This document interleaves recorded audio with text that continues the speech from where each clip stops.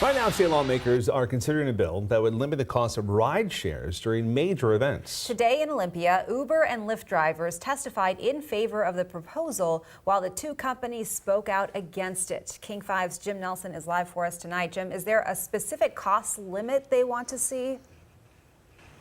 Well, Jessica, the bill would cap the cost at no more than 20% above what a driver makes on that particular trip. So if a driver gets $10, the most a rider could pay is $12. Driver gets $20, rider pays $24. But there's no actual limit on the dollar amount, and that's where some of the opposition comes from.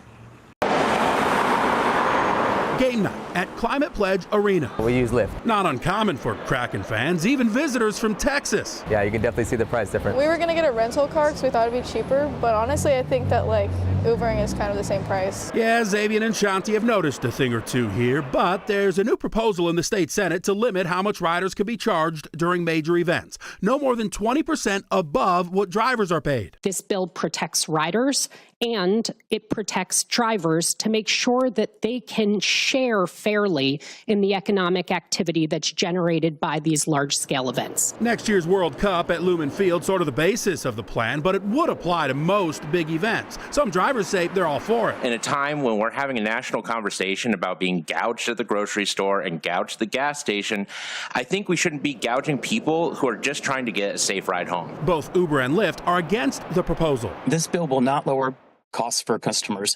In fact, it makes some trips unprofitable unless we increase prices to cover mandatory costs. They argue all this bill really requires is that drivers get a bigger piece of the pie. As such, they say, the only way to cover taxes and fees would be to increase overall prices. However it shakes out, riders hope they're the ones that benefit in the end. It's expensive. Prices have definitely gone up. So again, the goal would be to have this in place in time for the World Cup next summer. It would have to clear both the Senate and the House down in Olympia. Live in Seattle, Jim Nelson, King 5 News.